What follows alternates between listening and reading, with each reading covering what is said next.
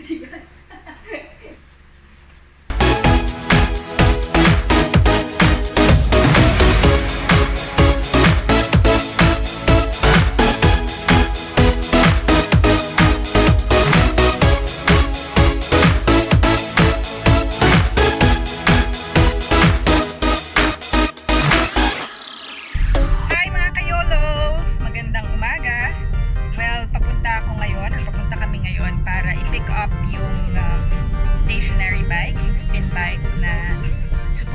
Ordering ko sa Lazada, but sobrang excited na ako. So, sabi ko sa seller, pick upin ko na lang siya. So, we're on our way to General Trias. Uy! Wait lang. Tignan nyo, meron kaming side trip. Okay, so since nasa Cavite tayo, pwede na rin tayong mamili ng talaba. Ayun o, ang dami. Wow, ang daming seafood, panalo. So, ayan. Marami siya, tabi-tabi dito yung mga nagbibenta na mga seafood, mga shellfish. Yun, may malalaking crabs pa.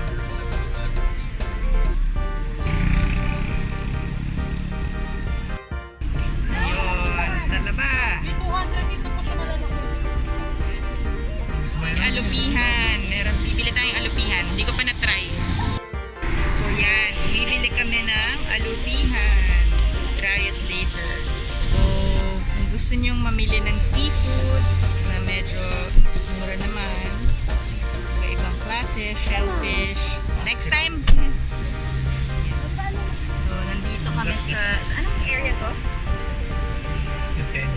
Centennial Road. Sa Cavite.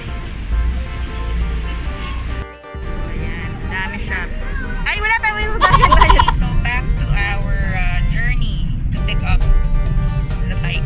So, according to Waze, check natin kung gaano pa kalayo. So, we still have 10 minutes to go. 6.9 kilometers. From our house, mga nasa 20 kilometers yung trinavel namin. Pero okay lang yun kasi kung sa Lazada nga matagal.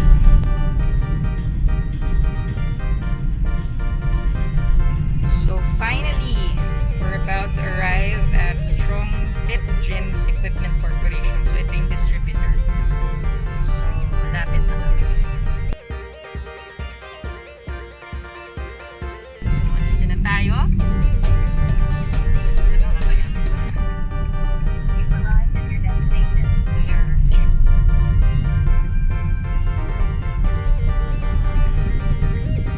Shit, Republic.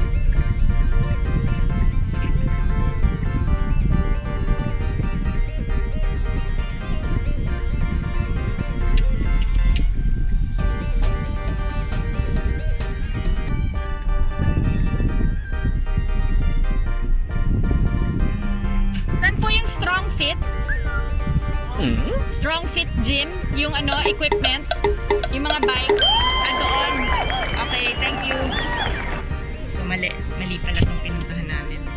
So, doon sa katabi. Sa dulong gate, yeah, yung clip. So, kailangan kong katukin sa si guard to ask. So, ayan. Ito yung bike natin. So, ilalagay ngayon sa loob ng car. Kasya kaya? Lagay ko yan, kaya ba? So, parang hindi kasya.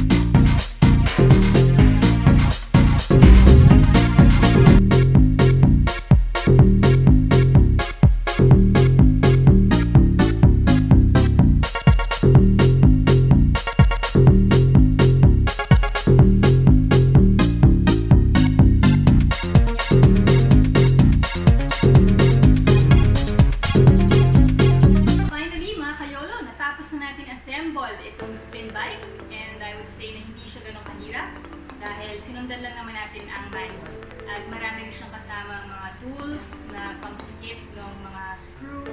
So, very easy. And overall, I'm satisfied naman.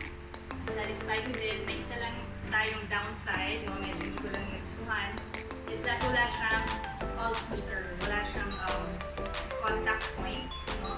Dito sa handle, wherein mag-measure yung ating heart rate. Kung gaano na makabilis ang tibok ng ating puso. So, wala siyang ganon. But then again, meron naman tayo siguro na pwede gamitin natin. For example, yung mga Apple Watch or yung Fitbit, yun na lang natin pwede monitor natin yung heart rate. So, salamat mga kayolo